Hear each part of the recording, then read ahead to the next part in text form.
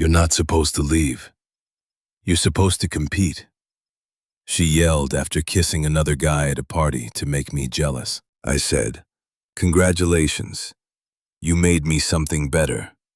Single." And walked out. She followed me to the car, banging on the window. I drove away. Hey viewers, before we move on to the video, please make sure to subscribe to the channel and hit the like button if you want to see more stories like this. Thanks. The music was a dull throb in my chest, and the air in Jake's apartment was thick with beer and cheap cologne. I was searching for Chloe, a fresh drink for her in my hand, a peace offering. We'd had that same tired argument in the car on the way here. "You're in your own head tonight.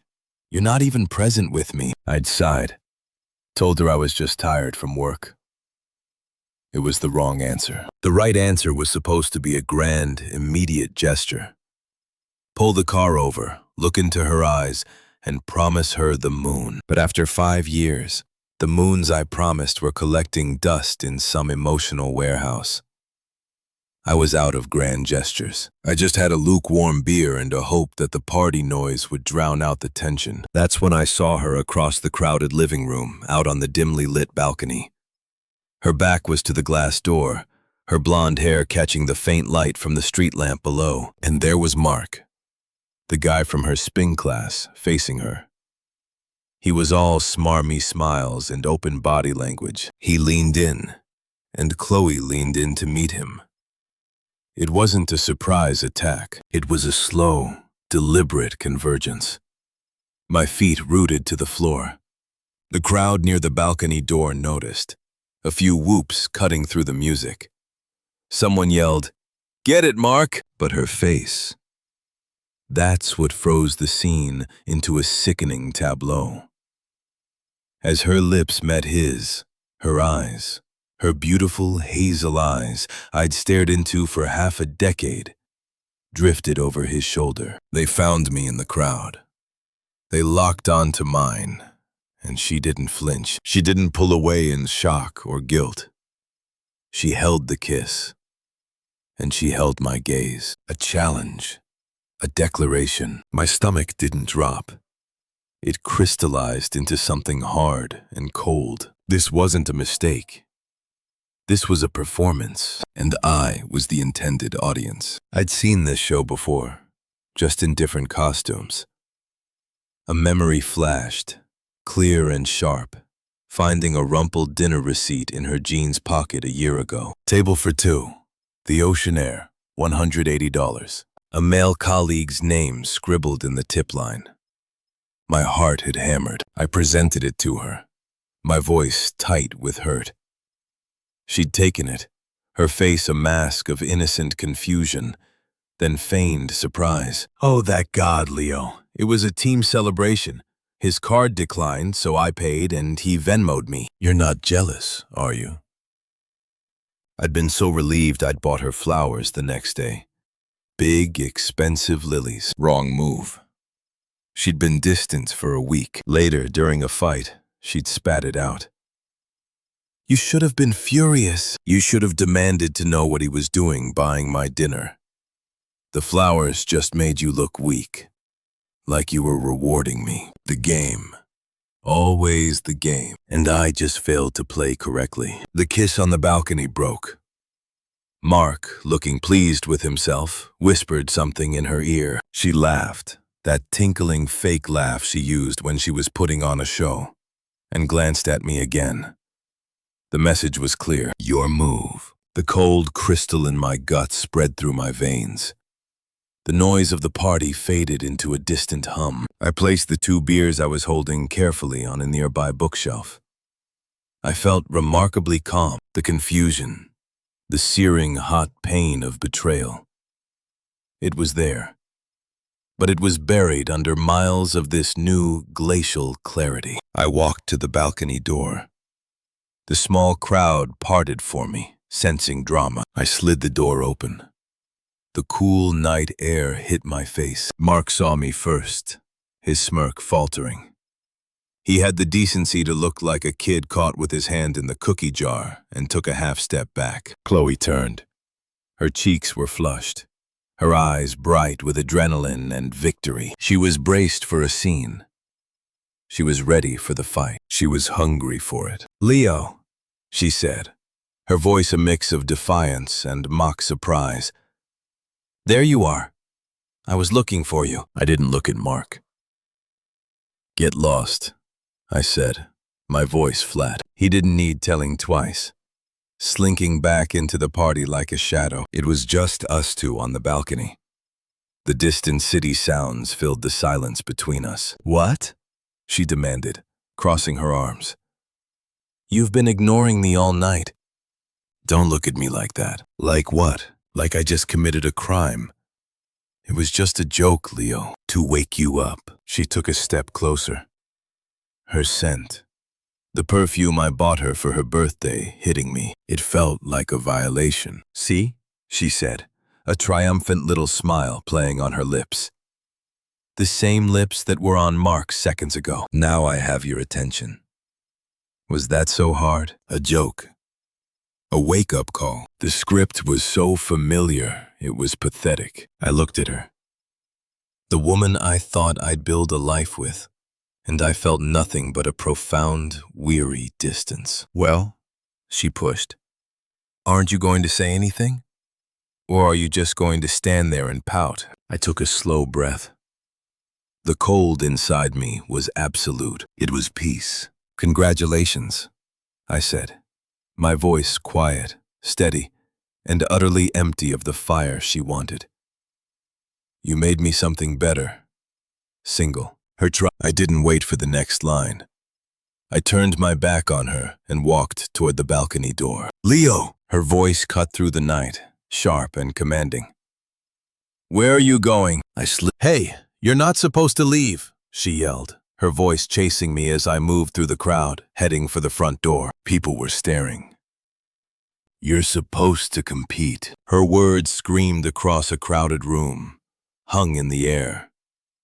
The final, unvarnished rule of her world. I wasn't a partner. I was a contestant, and I had just walked off the stage.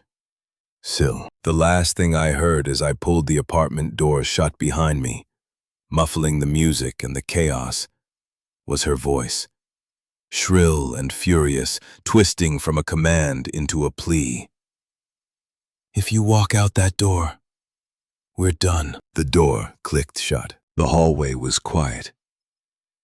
I took the stairs down to the parking lot, two at a time, the cool, still air of the stairwell feeling like freedom. The cold night air of the parking lot hit me like a slap, but it was a clean, clarifying slap. It carried no scent of her perfume, no trace of the party's stale heat. I focused on the simple mechanics. Find the car, unlock it, get in. My hands were steady. The frantic hammering of my heart on the balcony had given way to a slow, deliberate thud. It wasn't panic. It was a funeral march for something that had died long before tonight. I heard the stairwell door crash open behind me. "Leo, stop." Her heels clacked a frantic staccato on the asphalt. I didn't speed up. I didn't slow down. I reached my car, pressed the fob, and slid into the driver's seat. The familiar scent of leather and the coffee I'd spilled last week greeted me, a reality that was still mine. I closed the door just as she reached it. The thud of her palms hitting the window made me jump, a final physical echo of the shock she'd aimed at me. "Open the door." Her voice was muffled but sharp, distorted by the glass. Her face was pressed close, mascara starting to smudge under eyes wide with a new, raw panic. "You're overreacting." It meant nothing. I put the key in the ignition. The dashboard lit up, a constellation of familiar, mundane lights. The fuel gauge was low. I made a mental note to fill up tomorrow. "Leo, listen to me." She was banging again. A rapid, desperate percussion. "You're really going to throw away 5 years because of a stupid kiss? A kiss. It was to make you jealous, you idiot. Because I love you. The word, shouted through a pane of glass, had the weight of a feather. It meant nothing. It was just another tool in the game.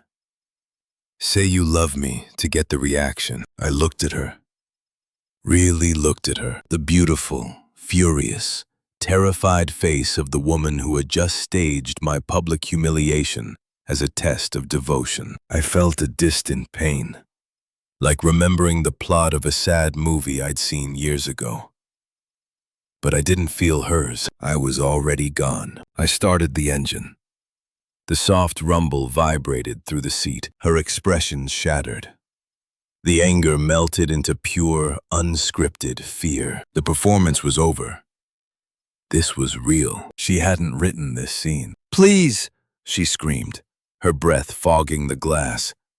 "Leo, please!" "I'm sorry." "Okay, I'm sorry. Just open the door. We can talk about this." Sorry. The word she'd wielded as a weapon before. Sorry you made me do that. Sorry you can't take a joke. Sorry you're so sensitive. This sorry sounded different. It was the sorry of consequences, not manipulation. It was too late. I shifted the car into reverse, my movements calm, precise. I checked the mirror. Don't you dare, she shrieked, her fists pounding now. If you drive away, it's over. For real, you'll never see me again. Do you hear me? You're making a mistake. I let my foot off the brake, and the car began to roll backward. She stumbled, keeping up for a step, her hands sliding off the window. For a second, our eyes met through the glass. Her face was a mask of utter, bewildered devastation. She hadn't lost her boyfriend. She'd lost her audience. Her favorite player had quit the league. I turned the wheel, shifted to drive, and pulled away. In the rearview mirror, I saw her standing alone under the orange glow of a parking lot light. She grew smaller and smaller, a solitary figure in a too small dress, her arms hanging limp at her sides. Until I turned the corner and she disappeared from view. The silence in the car was immense. It wasn't empty. It was full. For the first time in years, the silence wasn't something to be anxiously filled with a promise, a plan, a grand gesture. It was just peace. It was mine. I drove straight to my apartment, not our apartment. She'd never officially moved in, but her presence was an occupation. The throw pillows she'd picked out, the specific brand of fancy hand soap by the sink, the drawer full of her hair ties and forgotten lip glosses. I walked in and stood in the center of the living room. I didn't cry. I didn't break anything. I just breathed. Then I got to work. I took the empty cardboard box from a recent online delivery. I went to the bathroom first. Her shampoo, her expensive face creams, the pink razor. Into the box. I cleared the drawer. Hair ties, bobby pins, 2 tubes of that lip gloss. The living room, a novel she was reading, a charging cable she'd left. The kitchen, her favorite mug, a half-empty bag of coffee she liked. It was a clinical, unhurried process. With each item, the cold certainty inside me warmed slightly. Not with feeling for her, but with a reclaiming of space, my space. My phone, which I'd silenced at the party, lit up on the counter. A cascade of notifications. Chloe. 12 missed calls. Chloe. Call me. Chloe. We need to talk. Chloe. You're being childish. Chloe. I'm sorry. Please. Chloe. Answer your phone. I didn't. I picked up the phone, went to her contact, and hit block. Then Instagram.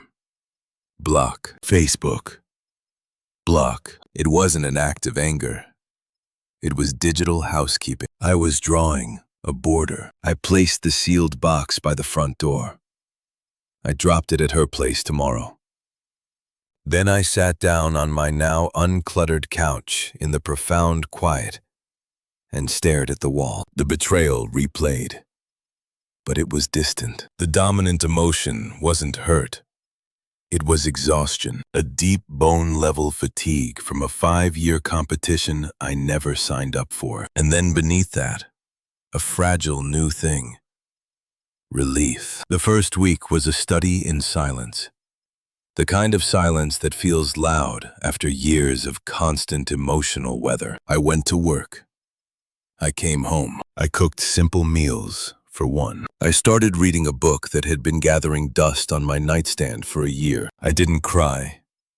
I didn't rage. I just existed. And in that existence, I began to remember who I was when I wasn't preparing for the next test. The messages started coming through the only remaining cracks in the wall. Mutual friends. Jake, party host. Hey man, heard about the drama.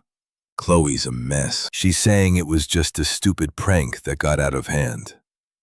You know how she is. Might be worth hearing her out. I stared at the text. You know how she is. The universal excuse for people who treat love like a combat sport. I typed back a simple, unemotional truth. Me? I do know how she is.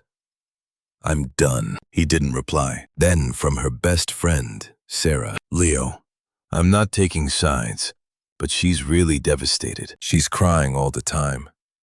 She knows she's screwed up big time. Can't you just talk to her for closure? The manipulation was secondhand now, funneled through a proxy, crying all the time. Devastated. The goal was clear. Provoke my protector instinct. Lure me back into the arena with the promise of being her comfort from the pain she'd caused. I saw the trap with crystalline clarity. Me? My closure was walking out. She'll have to find her own. That's cold, dude.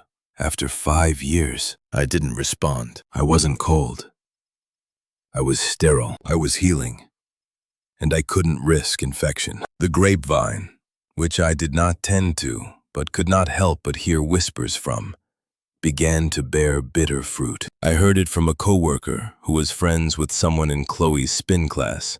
So apparently your ex and that Mark guy are a thing now, he mentioned awkwardly by the coffee machine. I took a sip. Okay. He seemed surprised by my non-reaction. Yeah, I guess it was pretty fast, huh? I wouldn't know, I said, and meant it. The next update, a few weeks later, was more detailed. Sarah, perhaps hoping to elicit a reaction, sent a more dramatic missive. I guess you got what you wanted. She's a wreck. Mark used her for a couple weeks and ghosted her. Told her she was too intense. Real classy guy you let her run to. The blame shifting was impressive. You let her run to.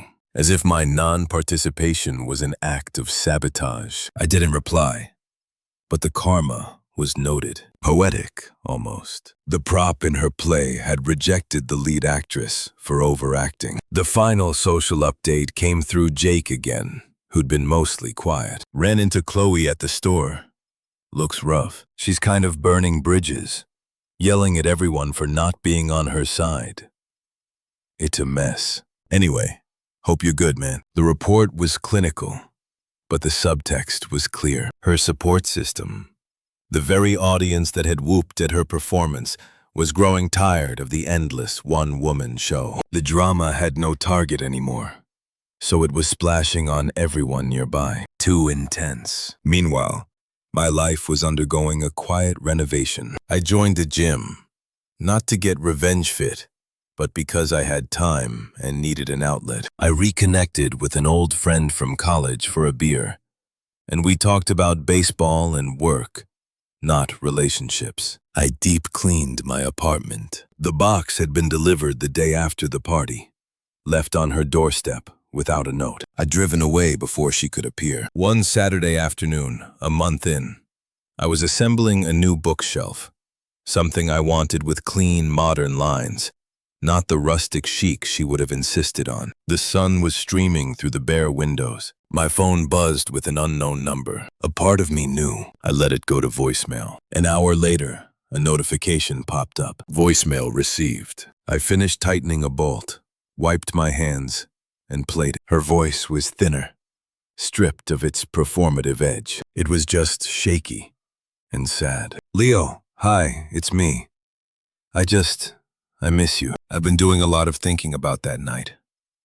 I was so stupid. I was scared you were falling out of love with me. A long pause. A shaky breath. Mark was nothing. A mistake. You're everything. Can we please just talk? Get coffee? I saved the voicemail, not as a keepsake, but as evidence. Evidence of the shift. The manipulation was still there. I was scared, but it was underscored by a genuine tremor of loss. It didn't move me. It was like hearing a recording of a storm from inside a strong, warm house. I deleted it.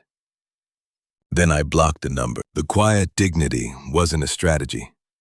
It was a state of being. By refusing to compete, I had disqualified myself from her game entirely. And from the peaceful sidelines, I watched as the game, deprived of its primary opponent, began to consume itself. The voicemail was a tremor, but the earthquake came on a Tuesday evening, 2 weeks later. I was at the gym, halfway through a set of deadlifts, the burn in my muscles, a clean, honest pain. It was my new temple, a place of repetition and clear progress. No games, just gravity. I saw her reflection in the mirror before I saw her directly. A flash of blonde hair near the water fountain. Chloe. She was wearing yoga pants and a hoodie. But it wasn't the polished matching set kind she used to wear. This was thrown on, defensive. Her eyes were locked on me, red-rimmed and hollow. I finished my set, re-racked a weight with a controlled clang, and reached for my towel. I didn't approach her.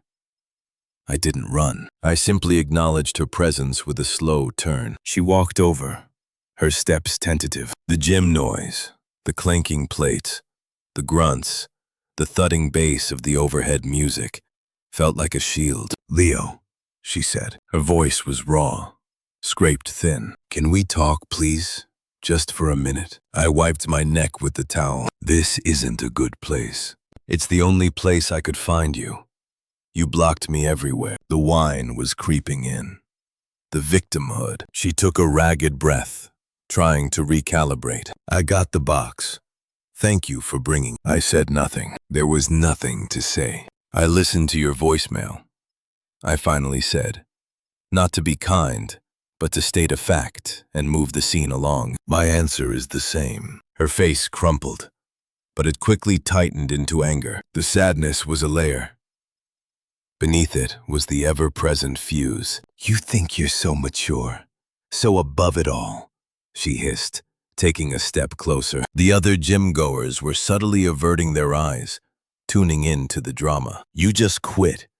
That's all this is. You're a quitter. I was trying to make us stronger, to feel something real. This was the old script, but the delivery was unhinged, stripped of its theatrical flair. This was pure toxic truth. You wanted a reaction, I said, my voice flat. You got one. I wanted you to fight from me, she shouted, her voice breaking. A few people stared openly. I wanted you to show you care. Instead, you just left like I was nothing. Like we were nothing. You made us nothing. I said the words, calm and heavy, on that balcony. You turned it into a public audition. I didn't want the part. Her eyes widened. The logic spoken back to her so plainly seemed to short-circuit her prepared arguments. The anger surged, filling the gap. It was ugly and magnificent. The final stripping away of the romantic drama queen persona. You were lucky to have me, she spat, her finger jabbing toward my chest. I didn't flinch. You'll never find anyone who loves you as much as I did. You know why? Because you're boring, Leo. You're safe. You're a comfortable couch. And now, you're alone. Because you're too proud to admit you overreacted to a little jealousy game. There it was. The core confession. A little jealousy game. My life. My heart. A board game to her. I felt nothing. No hurt.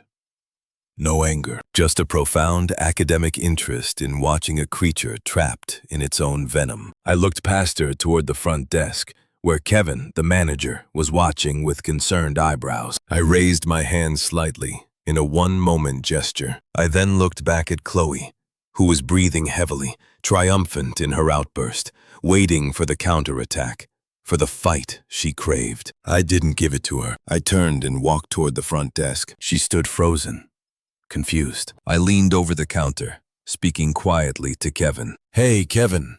Sorry about that. Could you please let me know if that woman over by the racks is a member? If she's not, she's harassing me, and I'd appreciate it if you could ask her to leave." Kevin, a big guy who'd seen it all, nodded once. "On it, Leo. You good?" "I'm fine," I said, and I meant it. I turned and walked toward the locker room. I didn't look back. I heard Kevin's low, firm voice behind me. "Excuse me, man. Can I help you?" And the sharp, incredulous intake of her breath. I showered in the empty locker room, the hot water washing away the sweat. Not the encounter that I didn't need to wash away. It was already fossilizing into a lesson. I had my final definitive answer. The woman I'd loved was a fiction.